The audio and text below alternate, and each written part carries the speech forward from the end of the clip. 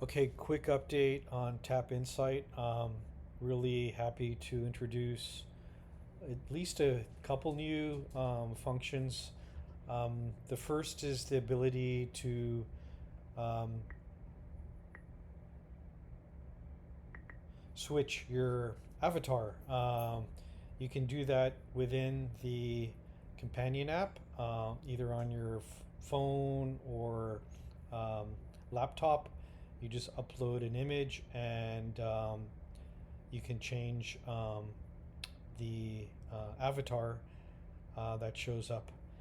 The second is I mapped the camera to the left glass's arm. The left arm, of course, still works for volume control. And now, though, if you just tap the left arm, that's what will toggle camera mode. Let's go ahead and take a look at both of those. But before that, I also wanted to say that there's much more tighter integration with all three assistants. The main three assistants that are used in TapInsight are Gemini, um, the research um, assistant, which is configurable in the companion app, um, and then finally OpenClaw. So they all work um, more seamlessly with the different forms of media that you're deciding to use. So let's hop right into it. Um, you'll see the avatar as well as the new camera mode.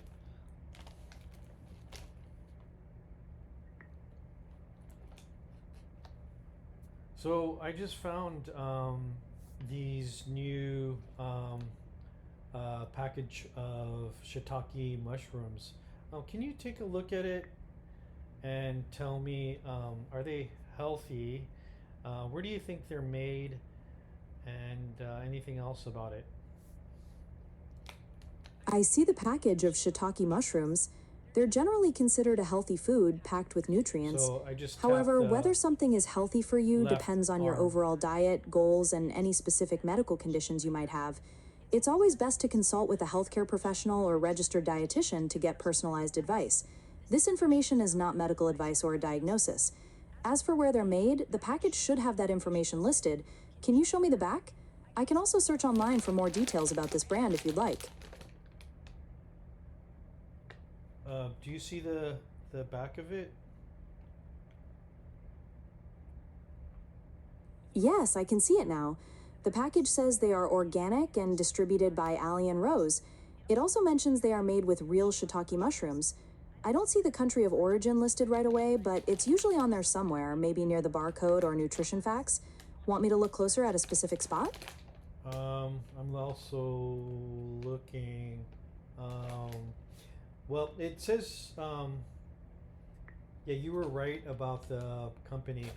It says they're made in China. So, um, but I'm curious about their organic certification. Can you tell me how that's handled? Who actually certifies it organic? That's a great question. For imported products like these, enforcement relies on a few things. First, a farm or business in China that wants to label their food as USDA organic has to be certified by a USDA accredited certifying agent.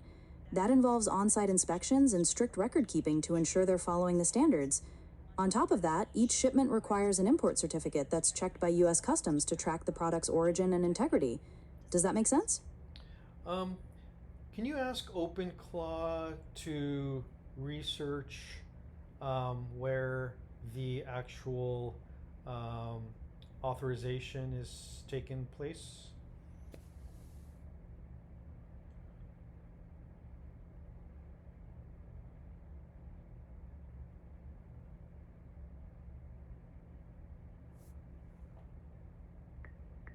Okay, so I'm I'm gonna go ahead and double tap out as it sends the request to OpenClaw. We should be here seeing something soon. Um, and yeah, you see at the top, you have the heartbeat telemetry from OpenClaw, and also Here's the breakdown. Who authorizes/sets the standards? The USDA National Organic Program, NOP, part of the Department of Agriculture's Agricultural Marketing Service, AMS, establishes the organic standards and accredits certifying agents. This is where the actual regulatory authority lives. Who does the actual certification? USDA doesn't certify farms directly.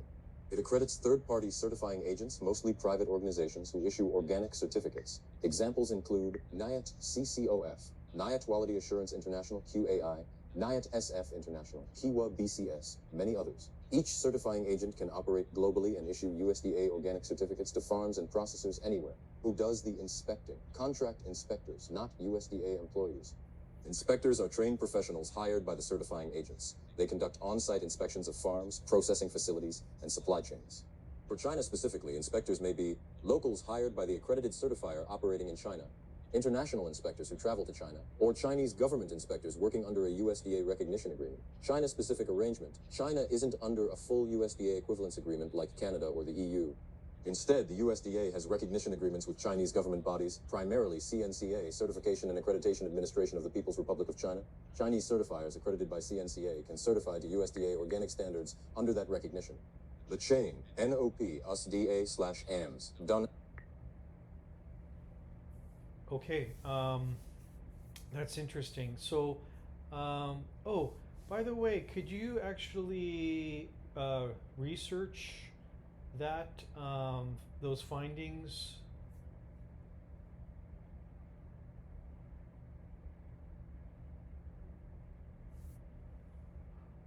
Okay, so obviously that brought up a web page, um, but if you use the actual keyword research, then it'll actually use that separate API that's defined in the companion app to do further research. The reason why I've decided to keep research along with OpenClaw is that OpenClaw is more of an open-ended computer use um, call that can, for one thing, it takes usually longer, um, and whereas the research can be used more quickly. There's other differences, of course. Defining which AI assistant you use also has its benefits. So I guess let me just do one more example of that seamless functionality that I was talking about. Let's say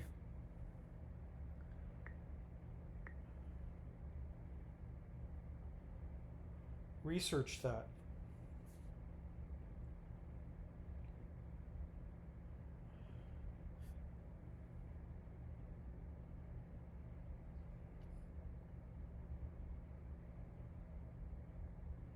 USDA organic certification in China operates under the U.S. National Organic Program, NOP, and is conducted by USDA accredited certifying agents authorized to work internationally. Chinese farms and processors. Okay, so you saw with that keyword how fast the research report was brought up, and you see a lot of information there. That's part of the TapInsight goal. Um, and I've demoed also before how you can use it with multimedia. Maybe I'll do a quick example of that. Also, you heard there were two different voices that were used. As I explained before, you can use your own specified text-to-speech voice, which I currently have defaulted to the Fish API.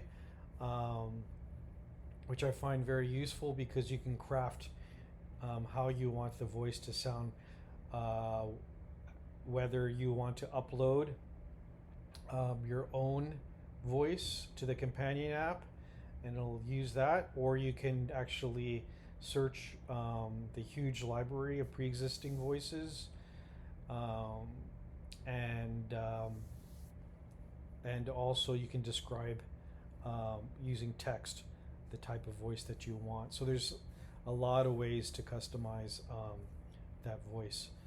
So let's finally just demo that seamless operability between um, the different assistants, and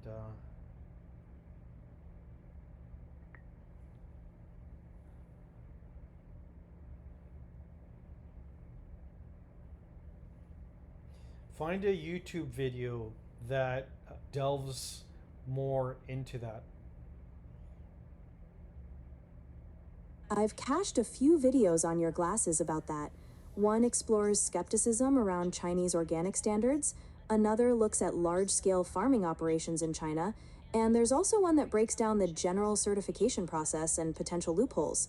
Would you like me to send this list to your glasses so you can pick one, or should I just play the first one? I can also have TapClaw dig deeper if you want a wider net. Send the list to my glasses. So, so I did ask for a list of YouTube videos that dives deeper into the that subject.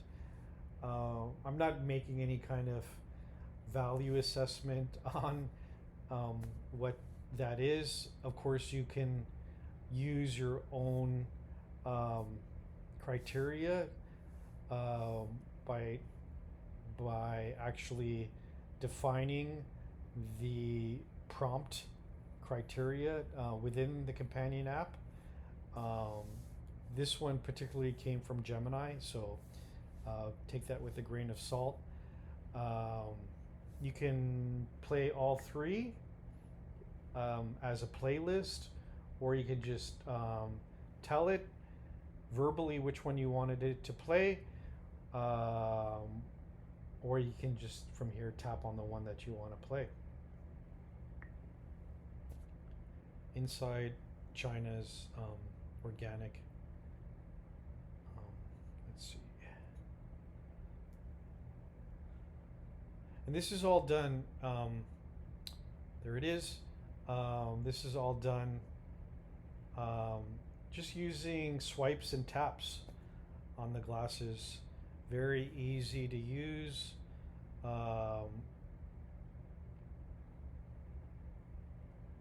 And because that's interesting. And because I'm recording on the glasses, you're gonna hear that skipping sound. It takes a bit longer to process as well, and that's just due to the awesome aspect that these glasses are not tethered, or don't have to be tethered to any puck.